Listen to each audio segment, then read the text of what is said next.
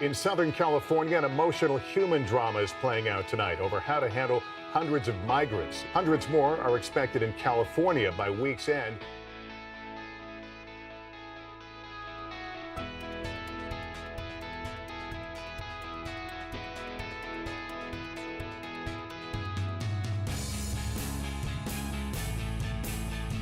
For years, many churches in Colorado have simply been unaware of immigrant communities right in their midst. That's one reason why a group called the Evangelical Immigration Table decided to reach out. And high-tech companies in Silicon Valley have long depended on foreign-born workers, some of whom are eligible to become citizens.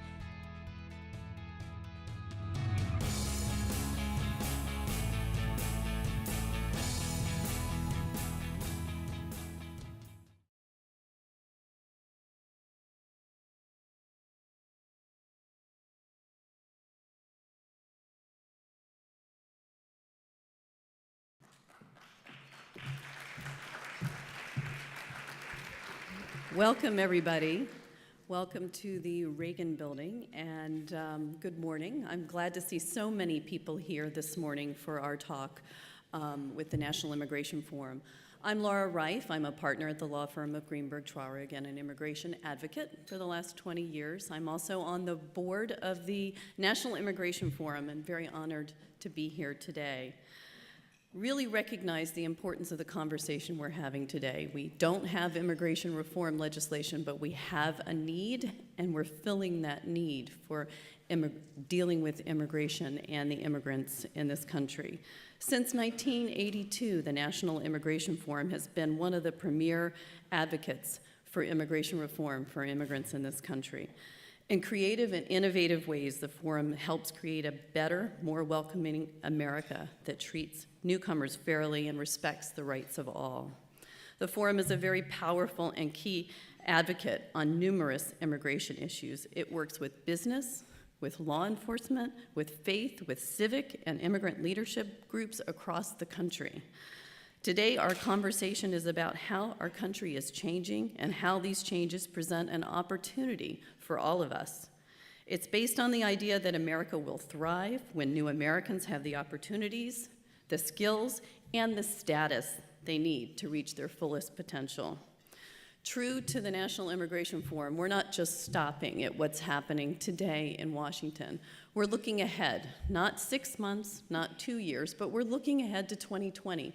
Where do we want to be in 2020? And to lead us in that discussion is Ali Noorani, our executive director at the Forum. He's the third executive director I've worked with. He's been at the Forum since 2008, and I must say he is the most innovative leader that I've ever seen. He's pulled together groups like ourselves from across all kinds of cultural, social, economic, religious organizations to come together to really talk about immigrants and immigration.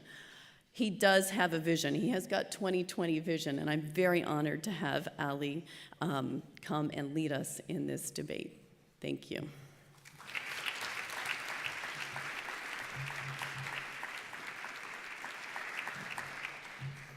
Well, thank you very much, Laura. And with the aid of glasses, yes, I almost have 20/20 vision. Well, first of all, I really want to thank everybody for coming today. It's a real pleasure and it's a real honor to be joined by folks from around the country to talk about where do we go as a nation. I really, first of all, want to sincerely thank the host committee and the leadership council that have lent their names, their leadership, their credibility to this process of looking forward. In your packets, you'll see that list of incredible leadership, and it's been amazing as we've traveled across the country over the last few months. Everybody looks at that list and says, "Wow, you've got Linda Chavez working on this, endorsing this. You have Russ Moore, you've got Grover Norquist, you have John Carson. All these people are on one piece of paper. It's amazing." And then really look around. All of us are in a room today that I don't think we could have put together 3 years ago. So that is remarkable unto its own. So I want to thank you and I want to ask all of us to give ourselves a round of applause. Thank you. Because you came all from across the country. I think 15 states are represented here. You came to Washington, D.C., where things grind to a pretty impressive halt. But you came to look forward, to look ahead, to peer around the corner, to be a part of discussion about how do we resolve these problems facing our country and our immigration system. Because it's not because for us immigration reform is any one piece of legislation or any one action by the administration. It's not because, we're not here because, immigration reform is going to be debated in the next week or two, or because the administration has done something. It's because we realize that America will thrive because new Americans have the skills, the opportunities, and the status to reach their fullest potential. So the amazing part about this is that, at this moment in time, in this town, it's really about, the blame game, assigning political blame, assigning political credit around issues like immigration. But the fact is we have folks from the conservative world, from the liberal world, from the independent world, from faith, law enforcement, the business community saying, you know what, we're going to look across our divides. We're going to look at how do we move this conversation forward. And like Laura said, we're not looking ahead 1 year, 6 months. We're looking ahead 5 years. Because, 2020 it's the future that we already know. I mean, whether you're from Spartanburg or San Diego or Grand Rapids or Grand Junction, your communities are changing, and more and more across the country, all of our communities are changing. So how do we have this conversation about America thriving in a way that moves us all forward? Today's 4 amazing panels are going to talk about politics, policy, and culture.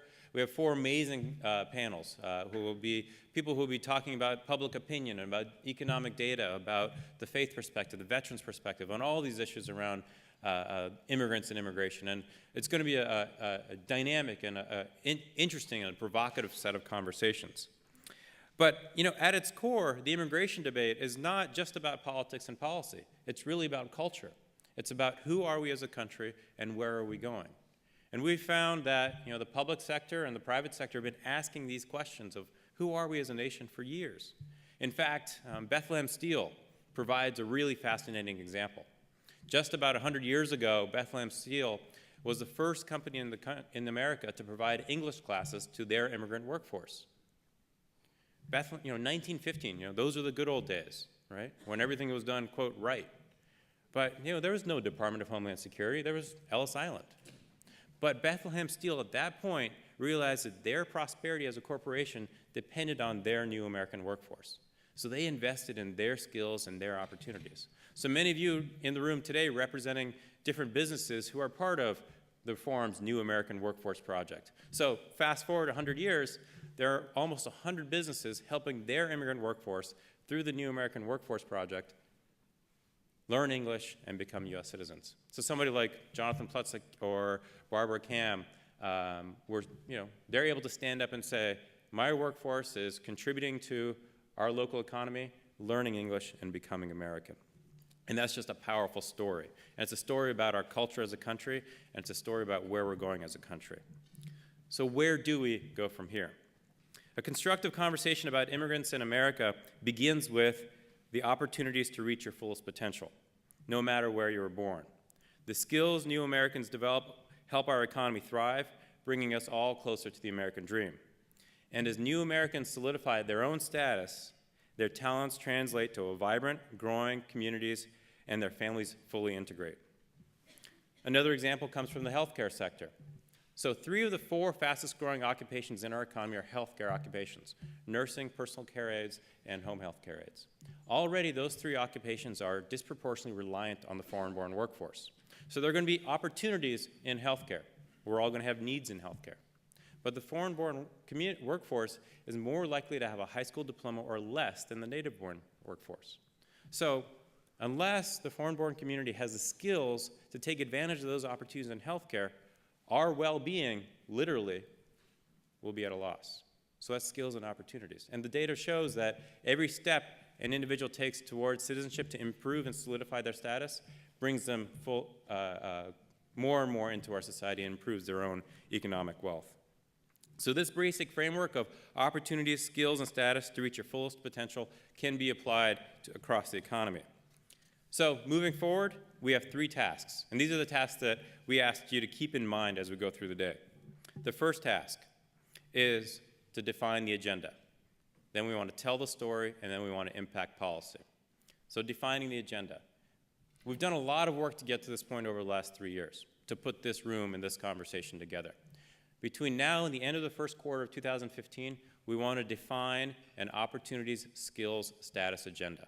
And it's going to be an agenda driven by what you're doing across the country.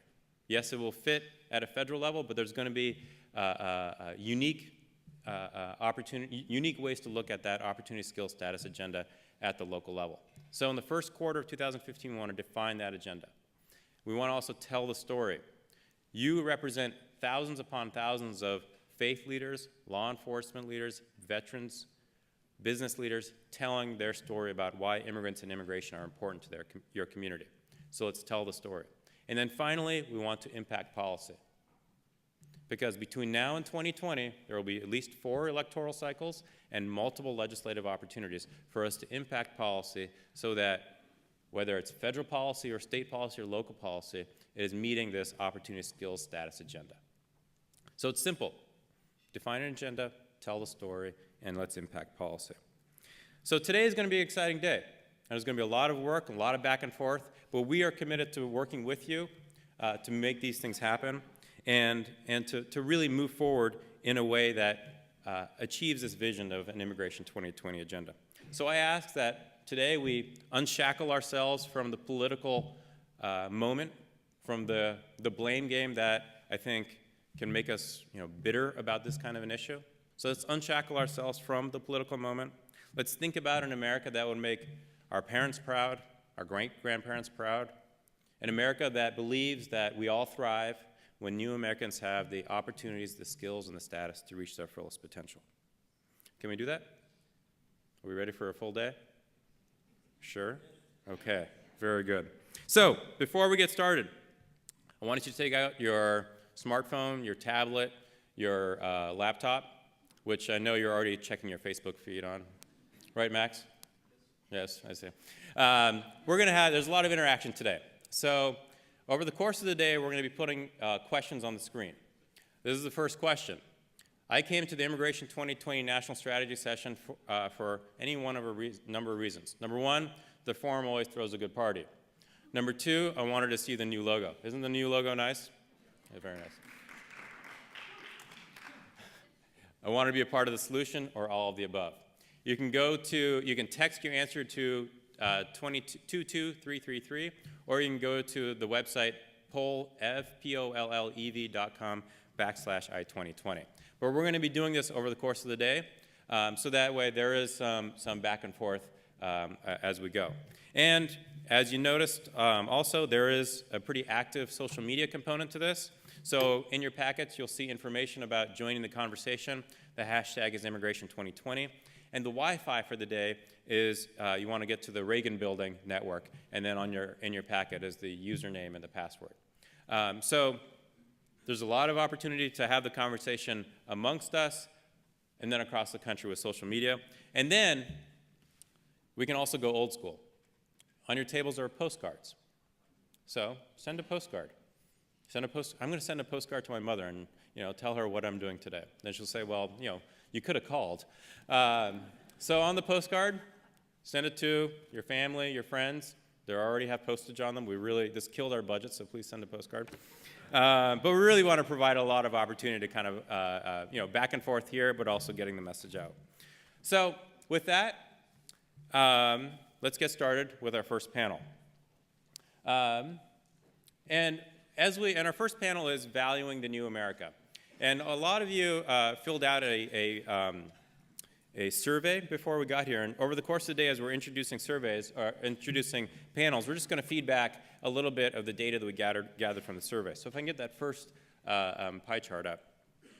So the first question that was asked in the survey is, how has your community responded to demographic shifts? And about 65% of respondents said positively, and 35% said negatively. And you'll see in this first panel that tracks actually in a very interesting way to the data that Robbie Jones will be presenting. So with that, I'm going to introduce Rick Klein, who is the political director for ABC News. He's been a great friend and a person who has been a great reporter. I first met him when he was at the Globe, and then when I came to D.C., he found him again. So, Rick, thank you very much, and I'll let you get us started.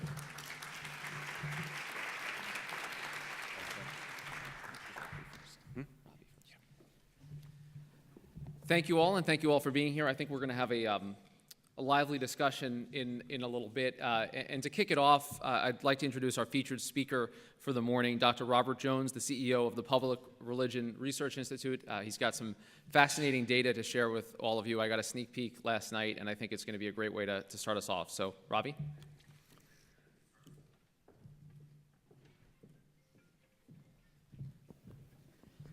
Hi, thank you. Very honored to be here, and I'll be presenting some data, some data that we've been collecting over the past couple of years, and also some brand new data seen for the first time right here this morning from some tracking polling that we've been doing over the last couple of months. The August-September numbers are brand new. They'll be up on the slide here, so feel free. Everything here, just so you know, is public domain and available for tweeting and all of that stuff, so feel free as we go through the presentation.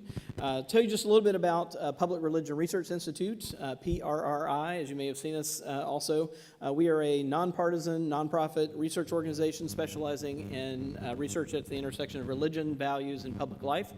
We are not an advocacy organization. We don't take any stands on any policy issues, but we study a whole range of issues. Immigration reform has been one that we've paid a lot of attention to in the last couple of years. So with that, why don't I just jump into the numbers? We've got a busy day today.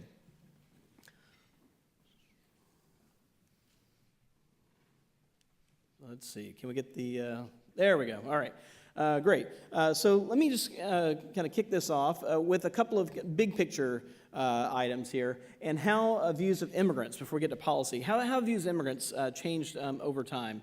Generally speaking, what we've seen over the last few years is a positive uptick in just sense of what Americans think about newcomers. So here's kind of a cultural question about cultural threat or cultural welcome. The growing number of newcomers from other countries either threatens traditional American customs and values or strengthens American society. As you can see, when we go back to 2010, the country was evenly divided on this question. And as we've gone from 2010, 11, 12, 13, and 14, we now see a solid majority saying that newcomers from other countries strengthen American society. This next slide, we have weekly tracking polling. So this year, one of the things we've been doing is doing weekly tracking polling beginning in April on a couple of questions. This is one of the two questions we've been doing weekly tracking on. Immigrants today strengthen our country because of their hard work and hard work and talents, or immigrants today are a burden on our country because they take our jobs, housing, and health care. Which of these two things is closer to your view? And you can see in this one, I'm guessing we'll talk about this a little more, but one of the things that we were able to see because we were in the field every week over the summer is that you'll see the impact of the unaccompanied children crisis at the border right there as you see these two lines narrowing right along June and July. And you'll see that what we did, we began the spring with a fairly healthy gap between those saying that immigrants strengthen the country, 54% versus 38%. And so that number had dropped down to only a 7-point gap right at the end of July, beginning of August, 49-42, 48-41. But one of the other things you'll notice here is that as we've continued to ask this question across time, and as that crisis has subsided, the numbers have basically opened back up. And that we're basically looking at numbers that look very similar to where they were last spring. So we saw this kind of temporary effect and heightened concerns. This showed up in a number of other polls as well, but we're also showing that those concerns have kind of alleviated now as that crisis has ceased to be on the news all the time. So let me talk a little bit about policy too and where Americans are on policy. The other question that we've been asking on a weekly basis as well that gives us a nice snapshot is a three-way question about which statement closest to your view about how immigrant systems should deal with immigrants who are currently living in the U.S. illegally. Should the immigration system allow them a way to become citizens, provided they meet certain requirements? Should it allow them a way to become permanent legal residents but not citizens, or should it identify and deport them? And one thing you'll notice, if you take a look at this, notice that there's a difference in the way these lines look than the one that we saw before, and that is it's basically flat, right? We actually don't see over the same period of time, a movement on preferred policy solutions. So even though we had kind of heightened concerns about the impact of immigrants over the summer, it didn't actually impact Americans' policy solutions there. And so just so you know, so this is 1,000 Americans a week. I should be clear about this. We've interviewed a random sample of 1,000 Americans a week across. This represents a little more than 20,000 interviews conducted since April through to today. So if I break this down a little bit, you'll see that there are some partisan gaps here that maybe are predictable in a little way, but you'll notice also that we do have 51% of Republicans. When we ask this three-part question, how should the immigration system deal with immigrants currently living in the U.S. illegally, 51% of Republicans allow them way to become citizens provided they meet certain requirements, up to 70% of Democrats. But you will note that the Tea Party section of the Republican Party is well below majority at 37%. This is the permanent legal residence option there in the middle, and here is identify and deport them. So you'll see that identify and deport them jumps up to nearly 4 in 10 among those who identify with the Tea Party, about 3 in 10 Republicans saying identify and deport them, another 17% allow them to become permanent legal residents but not citizens. But there is actually, by the slim majority here, bipartisan support for a path to citizenship among rank-and-file Americans. Take a look at this. You can see this. So we break this out by religious groups. You'll also see there's actually not a lot of difference among religious groups. One thing I want to note here, though, that white evangelicals have moved around a little bit on this issue. So we found them in 2013 to be about where they are now. And as throughout the summer, when we interviewed them, we did some interviewing in June, we saw that white evangelical support actually slipped down to 48% in the summer, but it's actually popped back up to around 55% where it was. And I think one of the things going on there is that white evangelicals, I think, were affected a little bit more by the news of the border crisis across the summer than some of the other religious groups were. But again, sort of cross-religious support here for path to citizenship, and then I'll give you the other two numbers here. There's permanent legal resident status and identify and deport them. White evangelical Protestants look about like Republicans on the identify and deport them side, and about 4 points higher than Republicans on path to citizenship side. So one slide here, I apologize for in the back, these are probably a little hard to read, but that All Americans number there is 70%. So it's 70% and to 26%. This was a basic question: what should the U.S. do about children arriving from Central America without their parents? The first option in blue is offer shelter and support while beginning a process to determine whether they should be deported or allowed to stay in the U.S. The red is deport them immediately back to their home country. So we had about 7 in 10 Americans, this is in July, saying that despite these heightened concerns, this is the preferred method of dealing with immigrants arriving, providing shelter and support while beginning a process rather than deporting them immediately. And then I've just given a number of breaks here. Republicans, they're third from the bottom at 57%, offering shelter and support and beginning a process to determine their status. White evangelical Protestants right there at 56%. Older Americans pretty evenly divided on the question, but you can see a wide range of groups in majority support. All Americans at 7 and 10 support there. One other policy I don't spend a lot of time on, but the kind of basic elements of the DREAM Act, allowing illegal immigrants brought to the U.S. as children a chance to gain legal status if they join the military or go to college. Again, slim Republican support on this, slim majority support among Republicans, less a majority support among Tea Party here, and you can see there's the opposition side as well. And Tea Party's looks like the Tea Party subset looks like kind of mirror images of Republicans overall on this question, with slim majority opposed. One other thing I want to talk about here is that we've seen very consistently is the effect of media consumption on attitudes. And we've actually done a fair amount of analysis on this, and one of our standard questions is about which television news source do you most trust to give you accurate information about current events and politics. And we ask about all the major networks. We ask about Fox, MSNBC, PBS. Here's what you can see. One basic question that's interesting, both because of the media breakdowns, but because of the general population answer here is, the question is, over the last 5 or 6 years, do you think the number of illegal immigrants who were deported back to their home countries has increased, decreased, or stayed about the same? one of the interesting things here is that only about a quarter of Americans answer this question basically correctly, right? 25% say that it has increased. So the vast majority of Americans are unaware that that has in fact been the case. Those who say they most trust Fox News are half as aware as that, right? Only 12%. Those who say they most trust Fox News say that that has increased over the past 5 or 6 years. Those who watch CNN public television are more likely to say that it has increased. But let me show you what this looks like on some policy questions here. So are on a kind of basic question about immigrants and policy questions. Here's this basic question you saw before. Immigrants today strengthen the country because of their hard work and talents, or burden the country because they take our jobs, housing, and health care. So all Americans, 60% on the strengthen our country side. All Republicans at 44%. But if we divide Republicans between those who most trust Fox News and those who most trust any other news source, what you basically see is that Republicans who most trust any other news source look about like the general population on this question, right? So 56% say strengthen our country. Those who most trust Fox News say only 33% say they strengthen our country. Basically 2 to 1 say that immigrants are a burden to the country, Republicans who most trust Fox News, versus a very different picture among Republicans who most trust any other news source.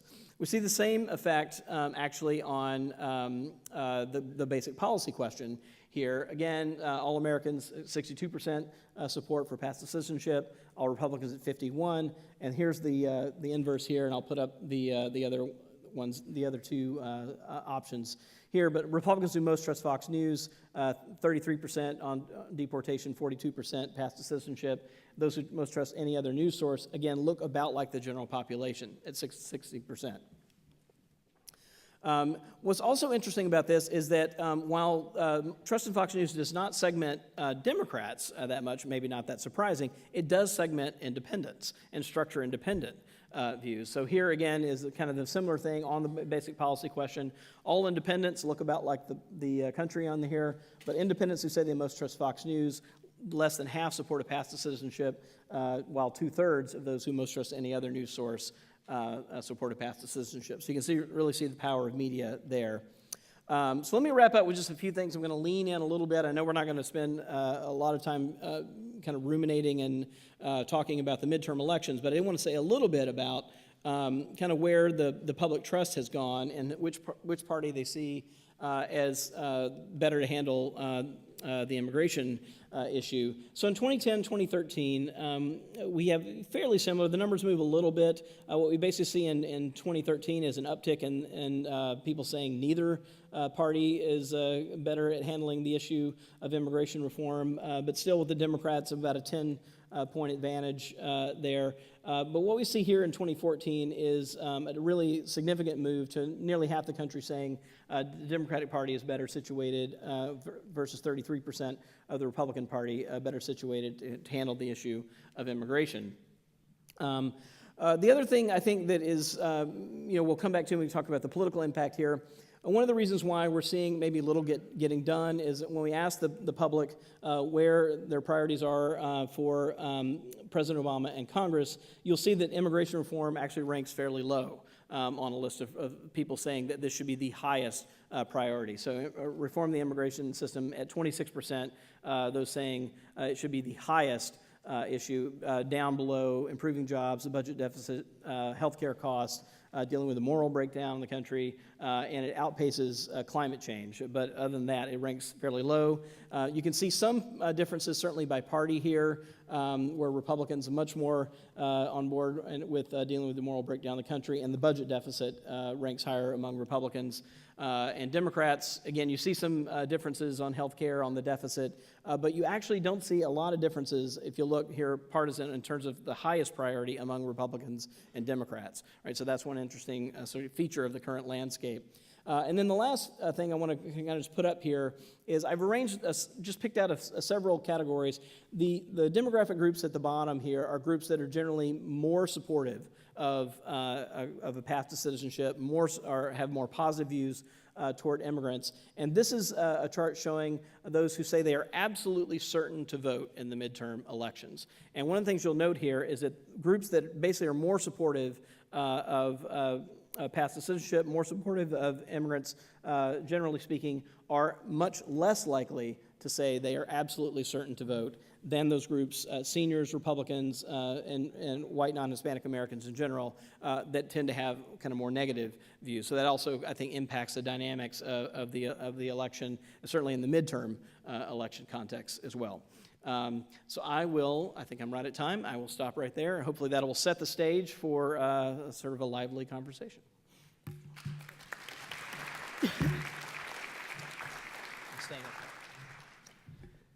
Thank you, Dr. Jones. And we're going to introduce the rest of the panel. Joining Robbie up here for the discussion, Linda Chavez, the president of the Becoming American Institute, Doug Holtz-Eakin, the president and CEO of the American Action Forum, and Dr. Manuel Pastor, professor of sociology and American studies and ethnicity at the University of Southern California. Welcome, panelists.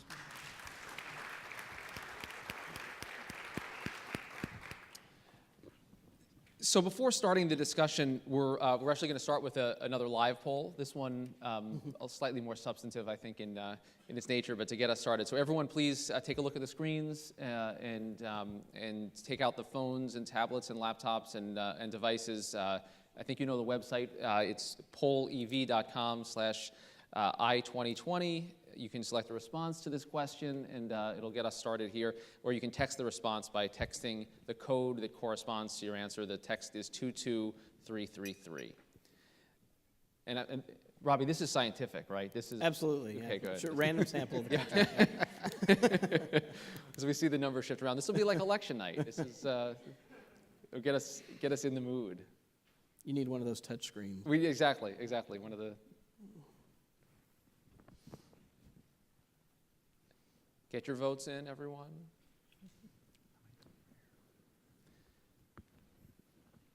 Okay, I see a trend emerging.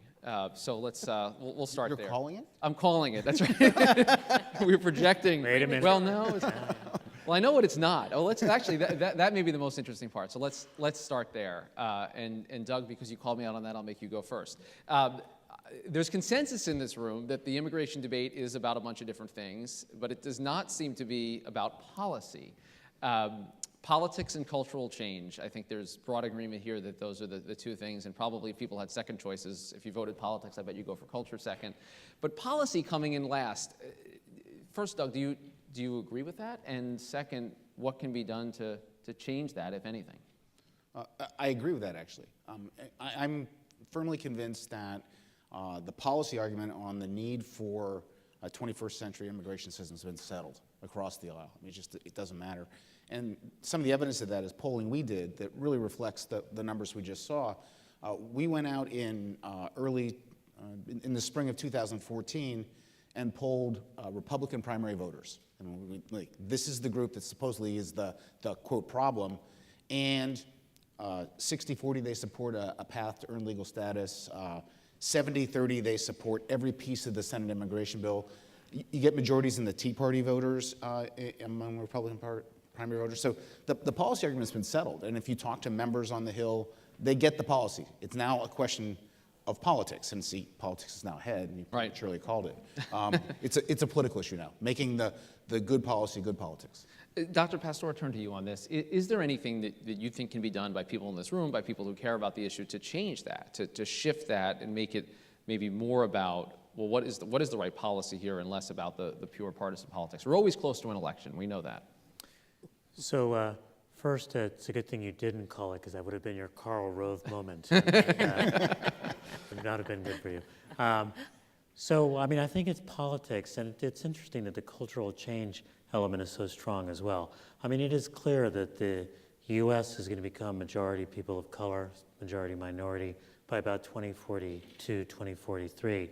Interestingly, particularly for the business folks in the room, the majority of the workforce about 10 years earlier will be people of color. So I think in some ways business has gotten ahead of this in terms of anticipating sort of new populations. But those dramatic changes do cause some cultural discomfort. So for example, the demographic change in the US between 2000 and 2050 is basically the demographic change that California went through between 1980 and 2000. Years that were extremely bumpy in terms of fights around affirmative action, fights around bilingual education, fights around immigration, undocumented immigration, et cetera.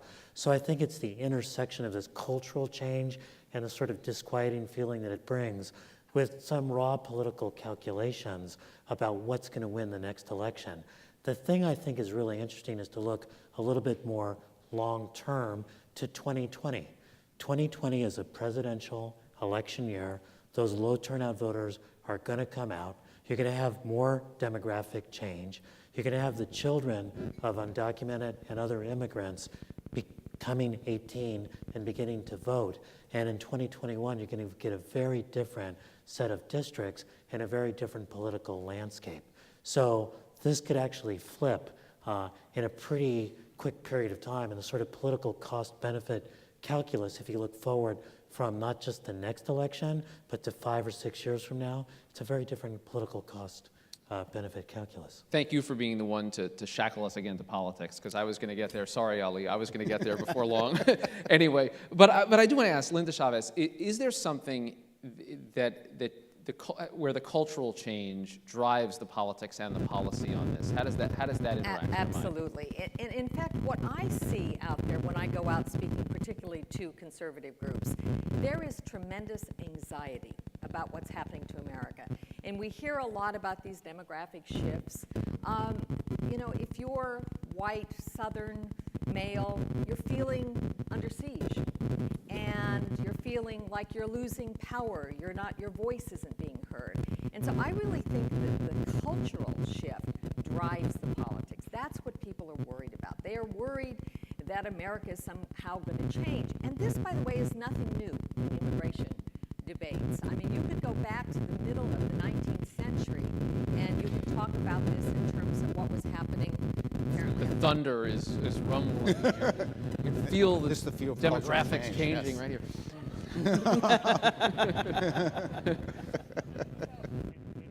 Speaks, the earth trembles. That's right.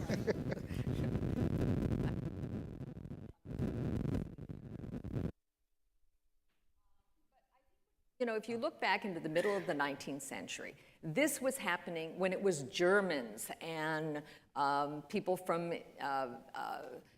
Europe that were coming here. People were anxious that all of a sudden we're going to become a German-speaking nation. It happened at the beginning of the 20th century when it was Jews and Italians and others coming from Southern and Eastern Europe. So what's happening now with Hispanics and Asians, but I think it really is more about Hispanics than it is about other groups, is there is this anxiety. And so that is driving the politics. And ironically, it's a self-fulfilling prophecy, because the more Republicans make Hispanics feel that they are never going to be part of the mainstream, that they're not going to be part of us, the less likely they will vote Republican. And so the cultural debate, I think, drives the politics. Bobby, you highlighted in your presentation, the most fascinating tidbit that I saw in there was that shift over the summer, where you saw everyone's TV screens, everyone's newspaper were filled with these images of unaccompanied minors coming across the border. And you saw people's attitudes toward immigrants change as a result of that. As you point out, things went back kind of more toward the norm. But was there a more permanent change in terms of our politics, also in terms of our culture, that you think was driven by that, and these images, the way that they changed a real debate that is an ongoing one across the country? Well, it's important to note that what we picked up there were largely economic concerns, right? The questions there were about whether immigrants take our jobs, housing, and healthcare, right? And so what we're seeing, and what we also know is that despite the fact that economists are telling us that the recession has been over for quite some time now. Some also recent polling we've done, I mean, we're seeing 4 in 10 Americans living in high economic insecurity households, right? And so I think it doesn't take much when there's a kind of feeling of economic scarcity in the country I think, for those attitudes to kick in. I will say, too, just one other thing I'll drop in here. We had an interesting question that we've asked about whether American culture and way of life has changed for the better or changed for the worse since the 1950s, right? Which is, I think, for many older white Americans, right, the Beaver Cleaver era, and where women knew their place in the home, and men went out to work, and that kind of nostalgia, I think. And interestingly enough, the country's basically divided on this question. But what we do see is older white Americans having very strong views that, yes, absolutely, it was better in the 1950s. And there is this kind of cultural anxiety, I think. And it's real. The changes are real. The changes are quick. And I think that's what we're seeing activated in the summer. Do you agree? I agree. I keep thinking about Father Knows Best. I always wondered, how he got along without a job, But the thing I think is the one thing you were prompting us with is what can we do about this anxiety that's coming up? And I think that what we're seeing in a number of locations, for example, these welcoming initiatives that are trying to bring together long-established residents with new immigrants. In Los Angeles, in conjunction with the California Community Foundation, we created a Council for Immigrant Integration, which brings together immigrant rights activists with the Chamber of Commerce, law enforcement officials, faith leaders, and others to try to create a dialogue at a local level about the really critical issue of immigrant integration, which actually also helps people's anxieties go down. And I think that the way that with this new, what used to be called the Bethlehem Project, I have to get used to the new name, the New American Workforce, when business is taking a lead, trying to get their immigrant workers to naturalize, that also begins to change the image of immigrants, reduce the anxiety. All of those local steps are very important. Doug, we've seen this become a political issue. We always assumed that immigration would be something that is talked about in the midterm elections. We're 12 days out now. To the extent that it's making its way into the campaign trail, we're seeing people tie the border crisis, the unaccompanied minors, into Ebola, into ISIS. I haven't seen the Secret Service scandal part of that yet, but I assume it's only a matter of time. We have a week or so. Yeah, exactly. So how is that real politics that's playing out now in these hotly contested districts across the country changing the landscape on the longer term? Obviously, it has an impact on who gets elected in 12 days, but does it kind of filter down into public understanding of what's going on? Yes and no. I mean, so the charge of amnesty remains a very potent political charge. All our polling showed that as well. People support a path to earn legal status, but they certainly don't approve a path to citizenship. It's the word. It's the word. It's the amnesty, word, yes. right? So that part's been there, will be there, has to be dealt with in any constructive way. The second piece that is the wild card is they're tying together all the administrative actions. I mean, this is trying to tie it to the President of the United States and his tendency to not use the Congress, but instead do things on his own. That's currently very powerful. It also will shape the future of a genuine immigration reform. There's a big debate about whether he should or should not do administrative actions in the absence of reform. I'm of the belief that it would set back the chances for immigration reform, that this would sour the conservative side of the aisle, make the case, which had been made on policy grounds, harder to get them to make on political grounds. So, when I look at this, I think the things that on integration that are helping at the ground level are useful.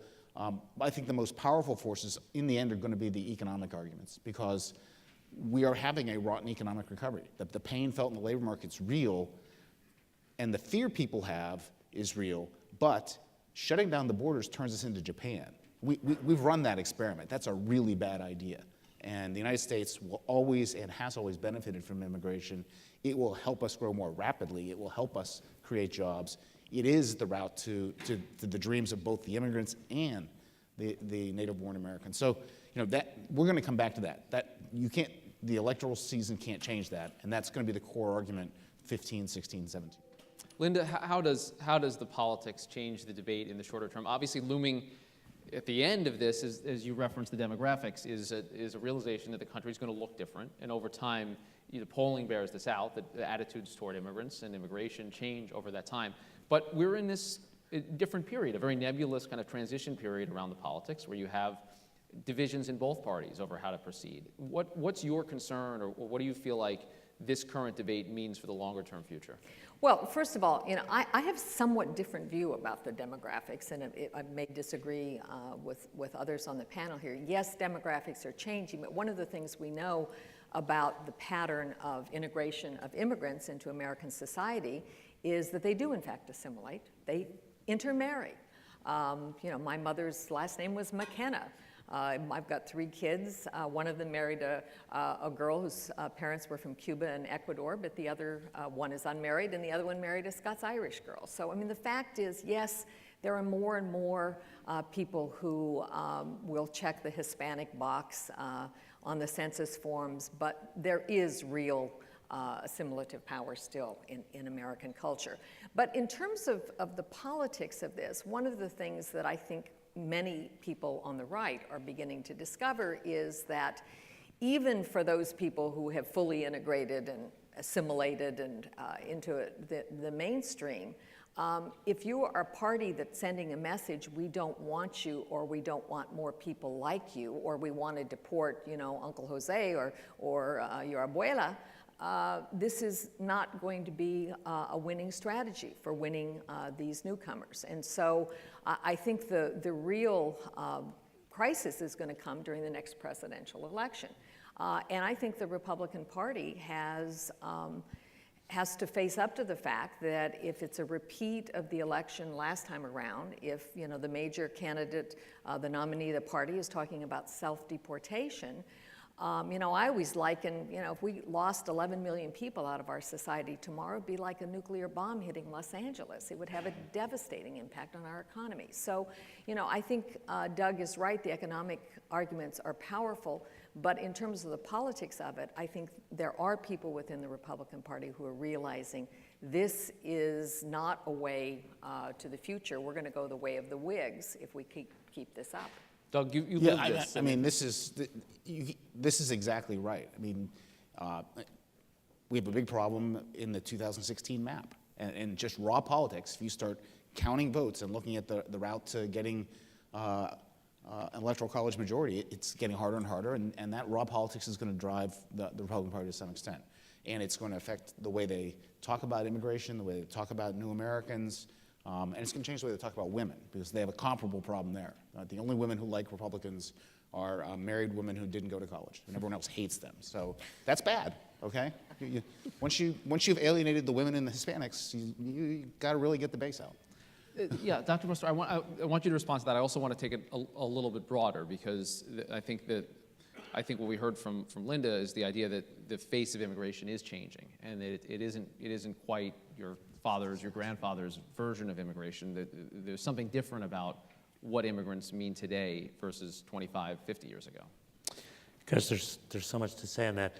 The thing I want to say about what just got said, though, remember what I said about the demographic change in California, 1980 to 2000, the demographic change in the U.S., 2000 to 2050. All of that kind of anti-immigrant sentiment in that era. The story I tell is that my father, who was Cuban, became Latino, right? He was like, man, they're attacking us, right? Even though it had nothing to do, quote unquote, with him. And I think that kind of sense of alienation is going on, and it turned the state into a 2/3 majority Democratic state. And so I think that's the kind of early warning signal that's out there, that people remember these issues and sort of this sense of hostility. And then the question you were asking? I was asking about what's different about the current crop of immigrants. What's different about the current crop of immigrants is that people have in their mind what happened in the past. That is, they think that the current crop of immigrants is Mexican, when net migration from Mexico for the last 3 years has been 0. There's as many Mexicans returning to Mexico as coming to the United States, primarily because fertility rates in Mexico have dropped so dramatically. 35 years ago, over the course of her lifetime, a Mexican woman would have 5 children. Now that fertility rate is 2.3. And in the U.S. it's 1.7. We're getting folks from other parts of Latin America, many more Asian immigrants. That's actually going to change the face of immigration moving forward, and we have less of an immigration flow. Doug's point about the economy is really crucial, and not just now. If you go back to the 1950s and leave it to Beaver, we had in the United States what was called an age pyramid. A lot of young people, as you went through the middle of the age brackets, it thinned out. As you went to the older group, it really thinned out. What's happening is that by the year 2060, we're essentially going to have an age pyramid. We have a lot less children being born. We don't have enough immigrants coming into the middle to flesh out the workforce, and we're going to have a lot of older people continuing to live a long time. That means we need to make sure that immigrants integrate now, that their children do well, if we're actually going to have a productive economy moving forward. The economic arguments that Doug is making are absolutely crucial. Whether we can get people to see long-term, past the short-term politics, is really the challenge. Dr. Jones, do you see that in the numbers, that there's an ability of the public to see beyond the immediacy of it and look a little bit longer term? Are there other episodes other than this past summer that you've seen shift numbers in the same sort of way around perceptions of immigrants? Yeah. Well, I mean, we saw this other long-term thing going back to 2010, right? Where in 2010, and we were talking before, I mean, the debate was much more rancorous in 2007, 2008. Yes. Yeah. And I think attitudes have actually settled since 2010. What we've seen is kind of a settling out. And part of that is because Republicans are as convinced as Democrats that the immigration system's broken, right? And something needs to be done. So, I mean, I think the case that the status quo is acceptable is one that's just not really tenable across the board. And so I think that's driving the need for something to be done. One challenge I'll throw out, though, that's I think interesting here, we've been talking about, I think, the Republican challenges with Latinos, and I think that's true. Certainly, the polling we've done shows that Republicans have a serious brand problem with Latinos. We ask open-ended questions, what do you think about the Republican Party? You get, like, answers like old-fashioned, out of touch, bigoted, those kinds of things. About half the remarks, actually, in an open-ended question were that. But I also want to point over to the Democratic Party, right? The Democratic Party is not off the hook with the Latino vote. Now, I mean, Obama collected, the vast majority of Latino votes, but his favorability rating has fallen 20 points in the last year among Latinos. And one number that sort of stayed with me from the polling we did a year ago, when we asked Latinos, whether the Democratic Party or the Republican Party cares more about people like them, right? So the Republican Party, only 12% of Latinos said the GOP cares about, that statement describes the GOP better, but only 43% of Latinos said it described the Democratic Party better, and nearly 3 in 10 said neither party cares about people like us. So I think we've got an interesting kind of bipartisan push and pull here. So I'm the perennial optimist in this. It's easy to bemoan the failure to sort of modernize the immigration system, but I just want to emphasize what Robbie said. Compare the discussion that we had in 2013-14 to what went on in 2007, 2008. It's light years better. It is a far more disciplined discussion about the policy issues and settling them. It is a lot less rancorous. When there are completely ridiculous things said by those on the right, they're shouted down by people on the right. Same on the left. It's a very different dynamic than it was a couple years earlier because the system is so broken and it is widely recognized as broken. I think that makes me think that we can get past the border crisis of 2014, get to 2015, and begin the legislative work of fixing the immigration system. We're there. Linda, do you see any significance in the fact, and I think it's a fact, and if I'm wrong, I'm sure someone will point it out either in the room or on Twitter. I don't know of anyone running in these competitive Senate races right now who's running affirmatively for immigration reform, touting the vote or saying this is something that I plan on working on and getting done in the next Senate. Am I wrong? Tell me if I missed someone. No, I think you're right. It's not happening. On the other hand, it is not the major issue in very many races. There are really only a couple of races, and one of them, a Democrat in Kentucky, is running negative anti-illegal immigration ads and talking about Mitch McConnell as being the amnesty guy, which is somewhat amusing. And the other one, Scott Brown, in that border state of New Hampshire. I guess they're worried about, some French Canadians coming down or something. I'm not sure. But, that to me is significant. In Colorado, where I live, it's really been a non-factor. It's not been an issue. And I think that's a good thing. That is the best thing that could happen to the Republican Party. If this issue could, in fact, stay down in the, bottom tier of issues, that would be good for the Republican Party. Unfortunately, there are organizations and groups out there whose livelihood depends on riling people up and getting people to, worry that in fact it is, ISIS fighters carrying Ebola who just happen to look like Mexicans and want to steal your job as, as a gardener who are coming across the border. And when you get people worried in that in that way, I think it's going to be very, very hard. But the best thing that could happen to the Republican Party in the next election in 2016 is for this issue basically not to raise its head. So I want to get to 2020 because that is the name of the forum, and I think it is, as has already been pointed out, an apt year to have the discussion because it's a presidential year, because it's also a redistricting year. We can all agree that the country will look different in 2021. So I want to address it though on two different levels. Where will we be in terms of the politics of immigration? Will there be a comprehensive bill that's along the lines that passed the Senate and that has been previously versions of it passed the House? Will we still be having this debate, and what will the country be looking at differently, not just from the immigrant perspective, but from public attitudes toward immigrants? Let's start with you, Dr. Jones. Yeah, Prediction all time. of that, and prediction time. Right. So predictions are something that pollsters do badly, right? That's why I'm making you do it. So. Right, but you know, I do think that what we're seeing, to me, you know, when I look at the last. You know, we've been sort of asking the same question on path to citizenship. It has not moved. The sort of policy solution question has not moved through all the ups and downs of the bill's on the table, the bill's off the table, the leadership put it forward, the leadership's not going to put it forward. We've got a crisis over the summer. And through all of that, support for path to citizenship, and again, provided immigrants meet certain requirements, it's been right around 6 in 10 Americans. I mean, it has not moved more than a few points over that entire time. I mean, I think that tells us there's a kind of settledness about the policy solution here. And I think once we get past sort of the midterms, what it does look to me is that the Republicans will pivot back to their own 2012 postmortem report, right? And one of the things there it said is that we've got to do a better job at reaching out to voters of color. And they're going to have to put a game plan, I think, on the table. I mean, I've often thought of, you know, the midterm elections as like you call it like, you know, the great American time machine, where it kind of rewinds time in terms of demographics change, you know, and so we get these kind of rising tide of a presidential election followed by a low tide of a midterm election that really does drag the demographics back, you know, like a decade. And so I think that will, you know, but every year it comes back sort of less. So I think that process, I think, will play itself out in a way that I would be very surprised if we don't get some sort of comprehensive solution. Do you agree? Do you think we'll be looking at 2020 and immigration reform as policy issue will be rearview mirror? Actually, I don't. I think it probably will get, I wish I could be optimistic, but I think it may be frustrated over the next batch of years. You know, on the sentiment about immigrants, 2008, 2009 were tough, as you mentioned, but not as tough as I would have expected given the depth of the recession, right?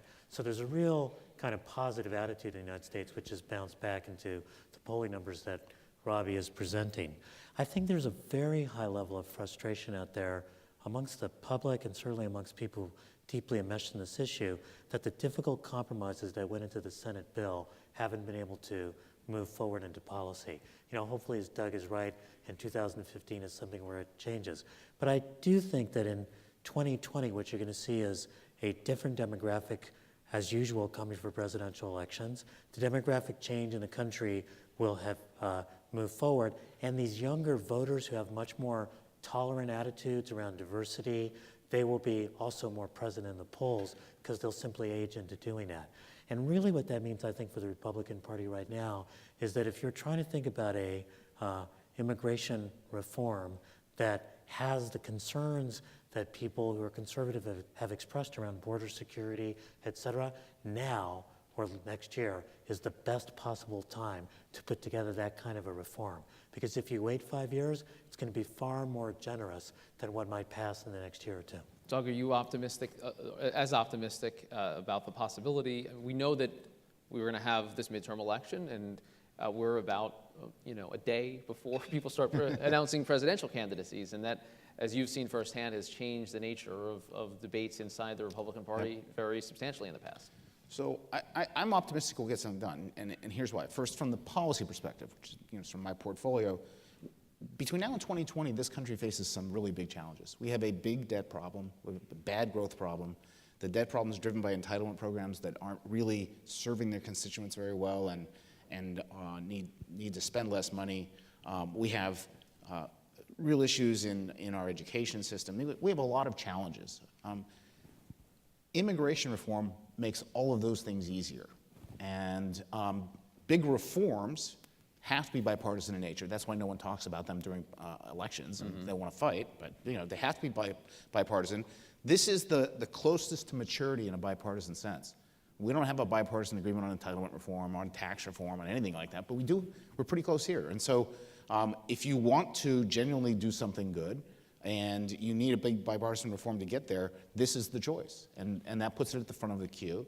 And electorally, Republicans need to do something. If they wait, the math's all bad. They have to get something in place for 2016 that makes it more urgent. And so all that, I think, makes it much more likely. I'm wrong all the time, but I'm optimistic. Linda, 2020? I actually am somewhat optimistic as well. And in fact, although I think probably a lot of people in this room might disagree with me on this, I actually think we might get something, it's more likely that we'll get something done if the Senate goes Republican. And what I think will get done at some point, and I hope in the near future, is going to be legal immigration reform. I mean, one of the things that conservatives like to say is, well, I'm not against immigration, I'm just against illegal immigration. And my answer is always, well, if you want to solve illegal immigration, the only way really to do it is to pass a generous legal immigration system. People don't sneak across the border because they're too lazy or don't know how to apply for a visa. It's because they don't have the ability to do so. We don't give enough visas to allow people to come here and work. So focusing on legal immigration reform is something the Republicans could do. And given some of what Manuel talked about in terms of the demographic changes in places like Mexico, and some growth in Mexico, we might see fewer people trying to come here. We are down at a 42-year low in terms of illegal immigration, and if that trend could be consistent and we made more avenues available for people to come here legally, I think it would diffuse some of the issue, and I think then going into 2020, we could see something broader. I don't know what's going to happen on the legal status for the 11 million who are here. That is the toughest issue. I think to as it always has been. So we've got about 15 minutes left, and we're going to do audience Q&A. So if you've got a question, please write it down and hand it up. You've got it already, Ali? Great. So, what's that? No plans. Well done. But before we do it, there's another live polling question that we've got that we'd like to get on the screen. How do we ensure that immigrants reach their fullest potential? You see the votes. We saw last time, I think they battled to almost a tie. We'll see if anything different this time around. So everyone, again, log on and go on into the tablets, laptops, the website again, pollev.com, I-2020, or text it to 22333.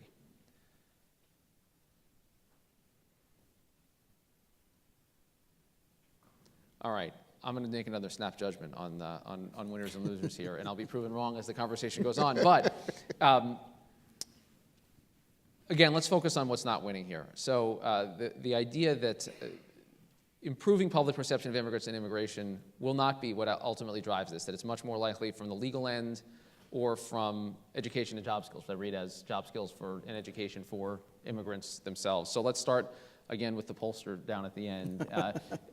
Do you see this borne out in the trends that you've looked at in terms of how people view immigrants, that it's likely that the long-term is improved for immigrants and their perceptions through the law and through training the immigrants themselves? Yeah.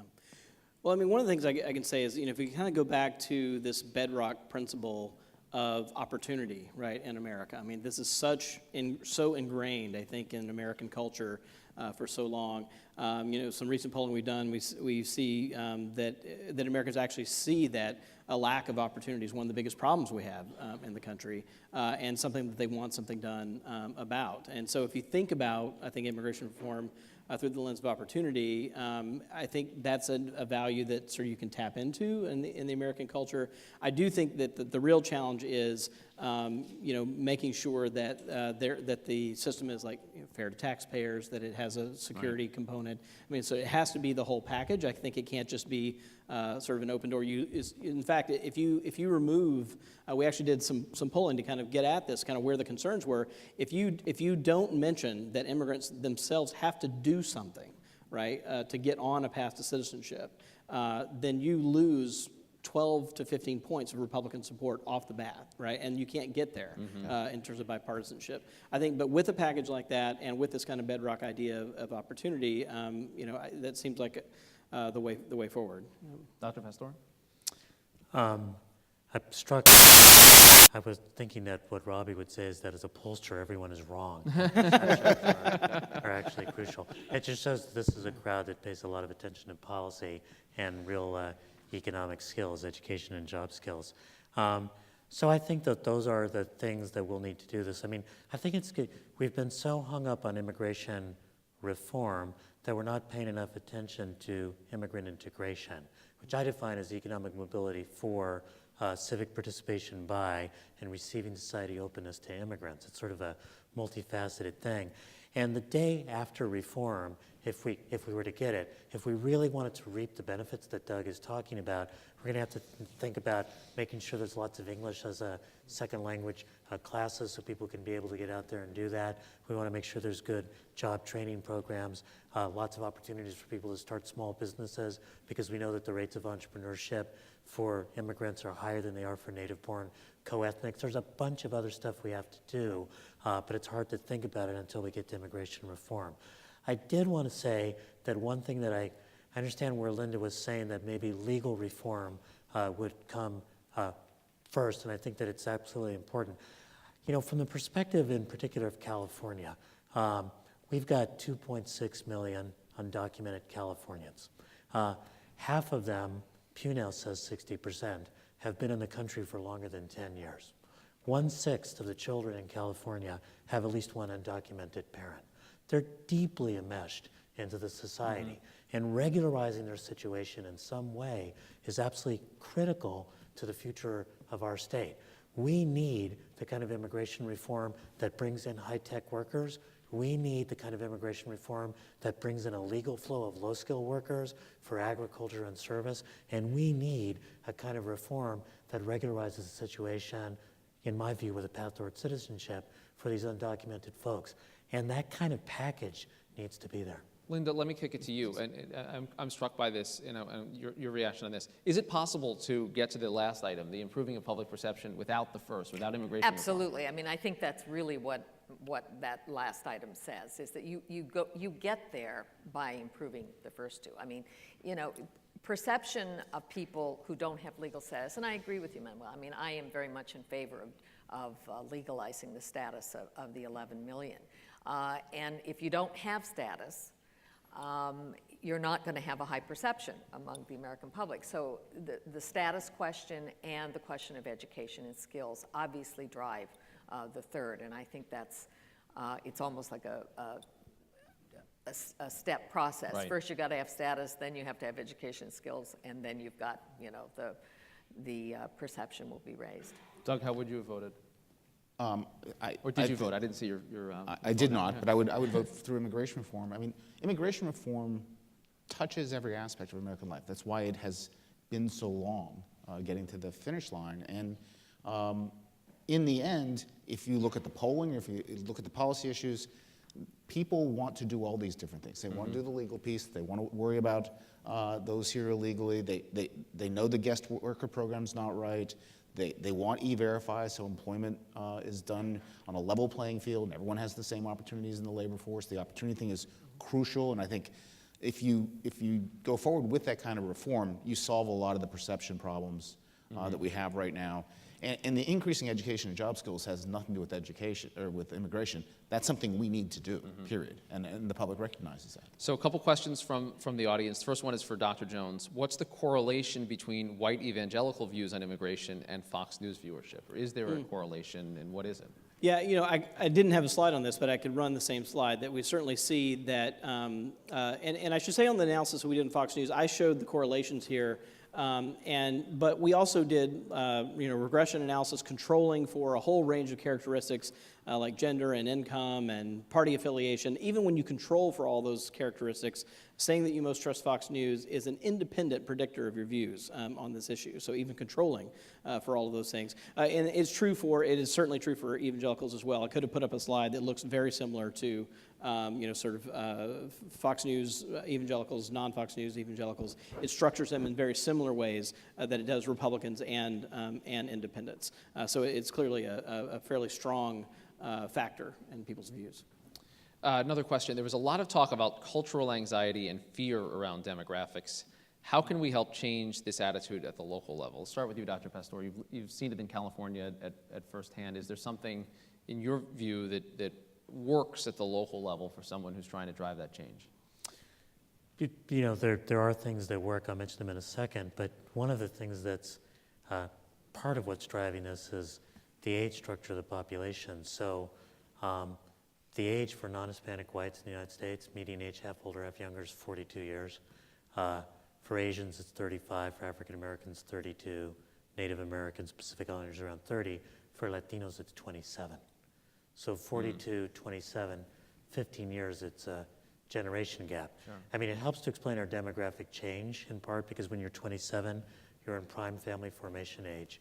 When you're 42, you think you're in prime family formation age. But it also explains our politics of an older generation looking at a younger generation and sort of not seeing itself in them. So I think that one of the things that we need to do is to do a lot more, trying to bridge generations and not just think about this in terms of race and ethnicity, but talk about an older generation and a younger generation. I think using that kind of language of investing in our American youth is really important. I also think that these local efforts that I mentioned, the welcoming efforts, the Council for Immigrant Integration that Los Angeles has, and numerous efforts like that, try to do one-on-one bringing people together. In the council that we have in Los Angeles, at our first meeting, the one thing I asked people to do was to meet somebody and take them out to lunch that they had never taken out before. And the person from the chamber took out the head of the local immigrant rights organization. 2 years later, that immigrant rights person was on the workforce development of the chamber, and the chamber was supporting the DREAM Act.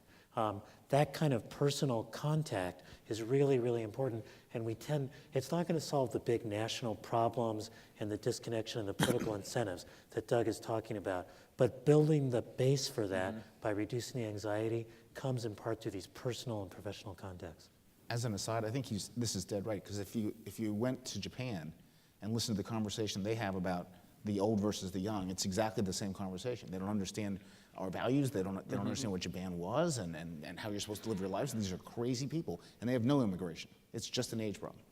But by the way, one of the things I always say to older conservative audiences is if you're on Medicare or you're drawing a Social Security check, thank an immigrant. And by the way, even more, thank somebody who is not here legally, because they're paying into the system and will never take out. Your check is actually in part paid for by the work and the contributions.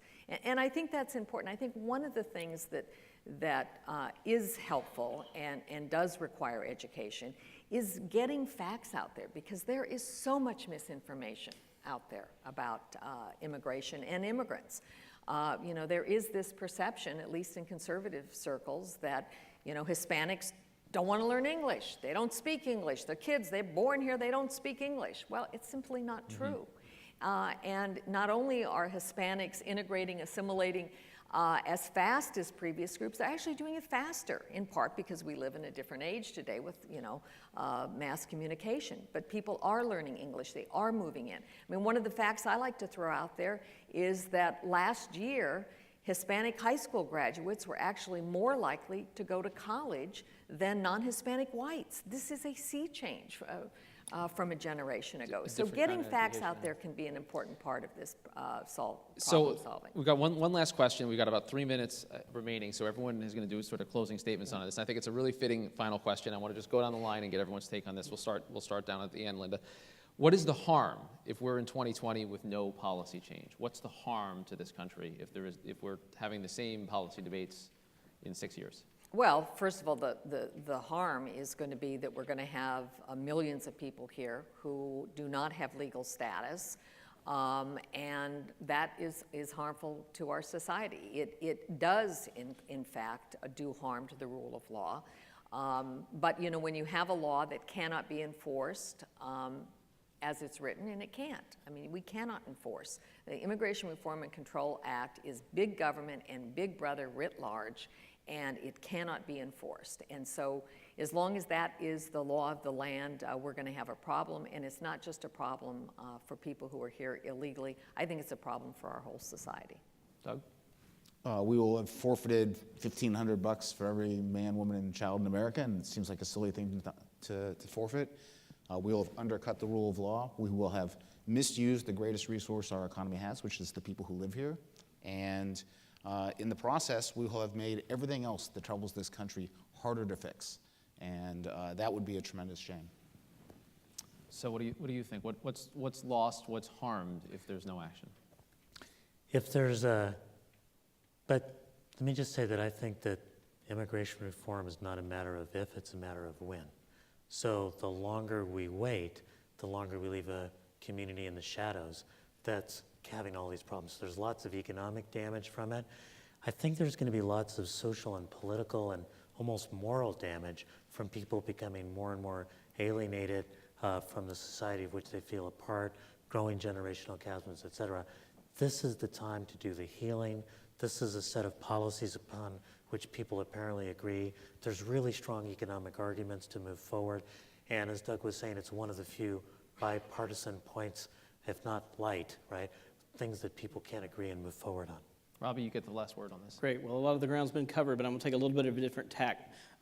There are so few issues that are like big substantive issues where there is anything like bipartisan agreement on the ground these days that I think one of the big opportunities that would be lost is, I mean, the public is so cynical about Congress, about elected officials, about just getting nothing done.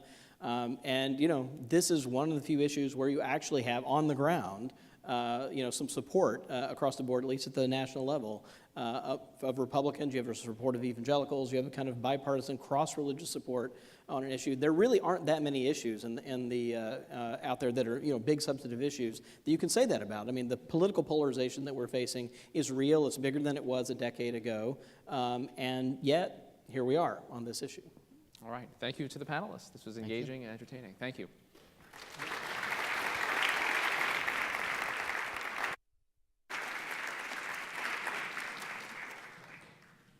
Whichever way you want.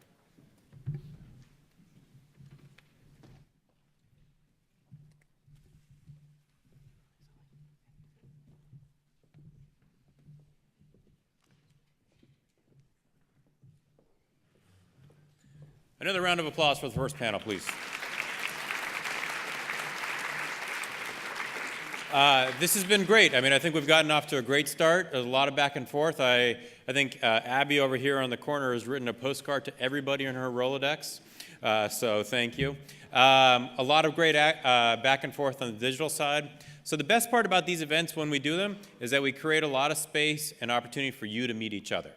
So we're going to take a 10-minute break before our next panel. We're going to get back started at 10:50. And the next panel is about the potential of a new America. Juan Williams is here to moderate that panel. Gail Christopher from the Kellogg Foundation, Grover Norquist from the Americans for Tax Reform, Reverend Derek Smith from Spartanburg, and then Major General Antonio Taguba will be joining us. So take a few minutes, grab some coffee, meet somebody you don't know, and we'll get back together in a few minutes. Thank you.